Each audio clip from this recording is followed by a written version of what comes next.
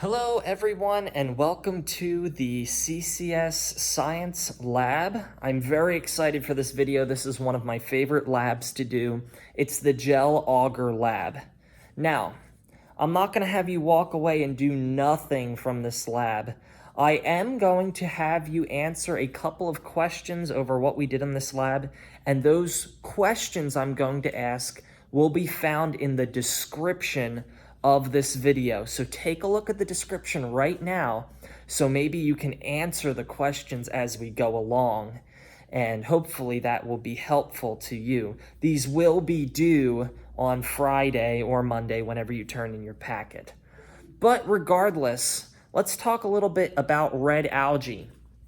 Red algae comes from, the sea, and it produces agar, gel agar. Now, here's some chemical grade stuff. We need, for this experiment, approximately 4 grams of gel agar. So you can see this beaker has a mass of approximately 67.5. If we need 4 more grams, 67.5 plus 4 is going to be 71.5. And so we're going to change that. And you can see how this now is too heavy and is unbalanced. Well, the more we add the agar in,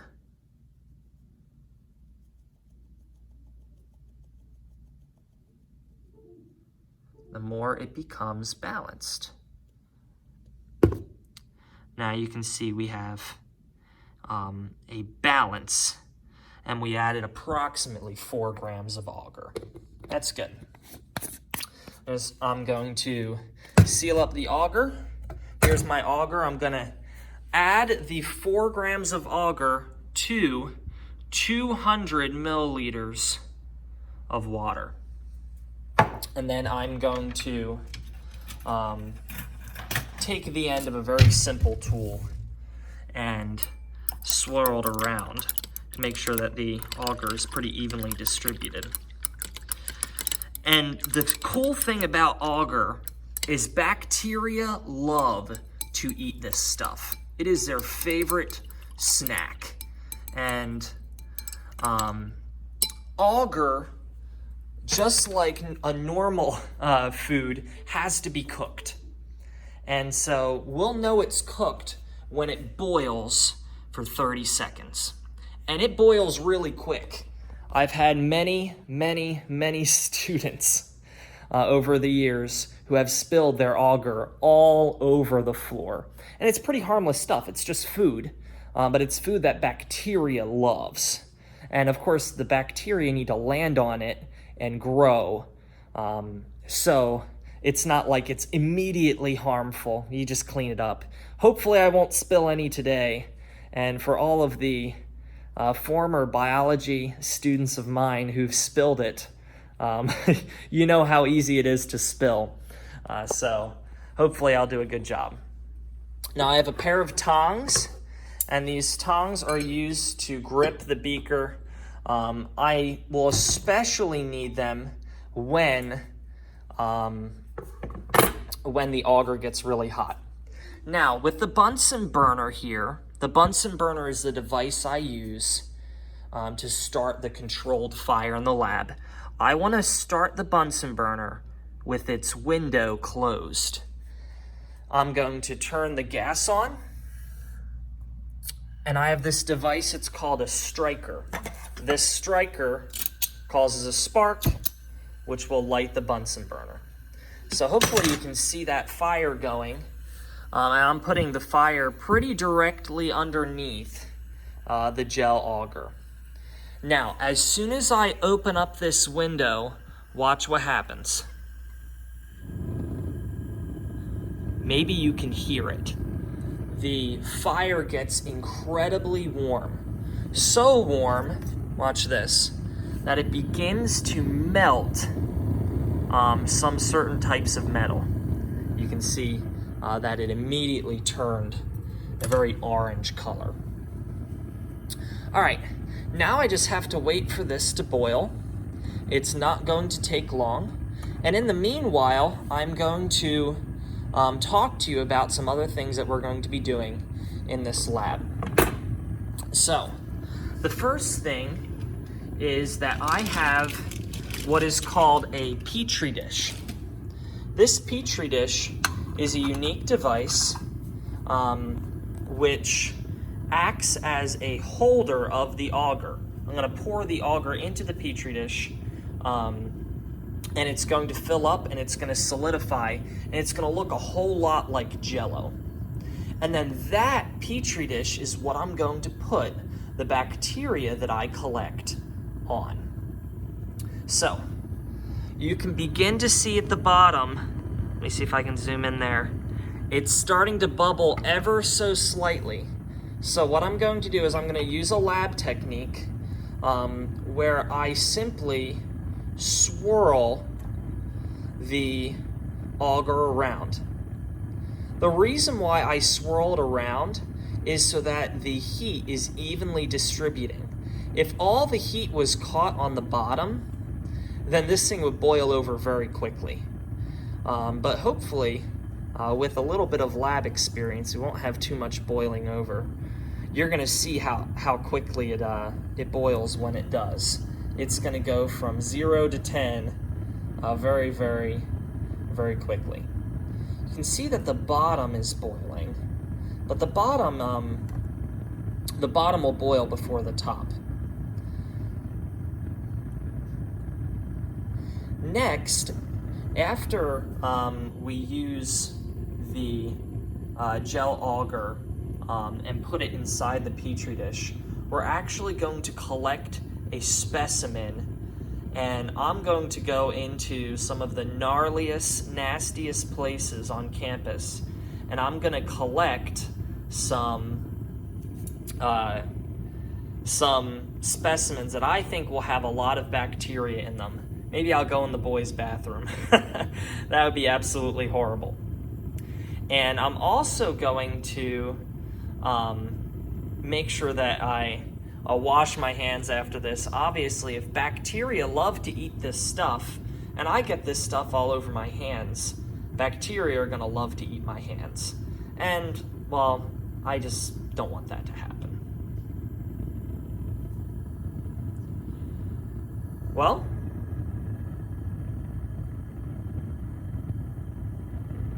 it appears I'm gonna have to take a commercial break because it doesn't look like this is boiling as fast as I thought it was going to be. A lot of bubbles forming, and I almost missed the beginning of this formation because I started to get something else that we need in lab, a test tube. And you can see how it's really going now, and it's kind of deceiving. Oh, this isn't gonna boil too bad. But you see now it's really going. It's only a matter of time before this thing starts overflowing. So I'm gonna lift it up and swirl it around. That still may not be enough, because I may have accidentally caused this thing to boil over. You can see I'm not even putting it on the heat, and it's really bubbling. And so I'm gonna keep it loosely over the heat and count backwards from 30, 29, 28, 27, 26, 25, 24, 23, 22, 21, 20, 19, 18, 17, oh boy, 16, 15, 14, 13, 12, 11, 10, 9, 8, 7, 6, 5, 4, 3, 2, 1. I'm gonna hold this over the sink just in case anything boils, and I'm gonna shut my gas line off here. I have to do that with my other hand that's holding the phone. I shut my gas line off, my fire goes out, that's a very good thing. And I have this steaming hot gel agar. Now, I'm gonna have to wait a little while because there is a perfect temperature in which to pour this stuff out. And that is approximately 50 degrees Fahrenheit. Now,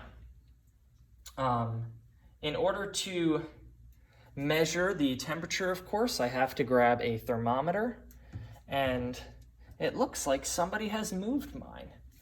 That somebody may have been me. So watch out, we may have a thermometer thief. I'll get back with you when I find them. All right, so we have this substance. I've placed it on top of the metal coil, and you can see how quickly this temperature is rising. This thing is probably going to hit 90 degrees. And we are in no shape to pour this out into our Petri dish. So we're gonna have to wait a couple minutes, and I'm gonna tag back with you because it's probably gonna take 20 minutes to cool down to where it's acceptable to pour out into our Petri dish. I'll catch back with you in a couple minutes. All right, everyone, we are back, and this is approximately at 50 degrees. It's actually just slightly higher. It's more like 52. But when we pour it out, as soon as it makes contact, it'll be 50 degrees, so it'll just be fine. And I'm gonna pour about a ½ inch layer of this gel agar into the Petri dish. And I also have this test tube. I'm going to very carefully, because I'll probably mess this up, pour into the test tube as well, filling the test tube about halfway with gel agar. And we did it.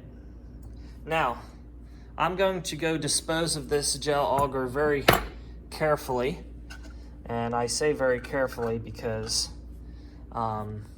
if I pour it down the sink, it's gonna gel up like crazy. If I pour it outside, we're gonna have a clump of bacteria growing in the grass. I don't want either of those things to happen, so I'm actually going to put it in a trash bag, and I'm gonna run it out to the dumpster, and we'll let the trash men pick it up. How about that? All right, catch me back after I do that, and I will see you guys soon. All right, so I got this tool. It's called an inoculator. I don't know if you can see it or not. There it is. And you can see how it is looped on the end, and the loop catches stuff. Well, anyways, what I'm gonna do is I'm going to fill the loop with just a little bit of water. I'm gonna shut the water off. And we're gonna go to one of the most gnarly places that this school has to offer.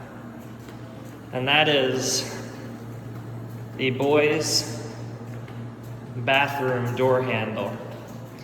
Now, I don't know about you, but I think if there's any bacteria anywhere in this school, it would probably be on this door handle. And you probably can't see it, but the water's still there. And we've collected, hopefully, some bacteria on this inoculator. Here's what we're gonna do. I'm going to open up this gel agar, and I'm going to take it and I'm going to graze the agar with this bacterium. Put it back. And then on this test tube, I'm going to stab the agar down into the test tube. I'm gonna pull it out. Now this next portion is pretty important. I have bacteria and I have gel agar all over my inoculator. I'm going to need to clean this off, and I'm going to run this through the Bunsen burner until it turns orange. Because when it turns orange, you probably can't see it, but it's sizzling. It is sterilized. And so there's no more bacteria on here. And if there are, bacteria are completely dead. Now, we're going to put these two things in a very safe place, and we have to wait about a week till we start having results. Hopefully, we're going to find that we collected some bacteria, and I guess we're going to find out, and then as soon as we collect some bacteria, we're going to try and stain them. So, we'll check back to that video next week. I hope you guys are enjoying your time, and you probably just finished off your test, test 11 over microscopy. I hope that went well for you. I guess I'll find out when you drop off your packets on Tuesday. Okay?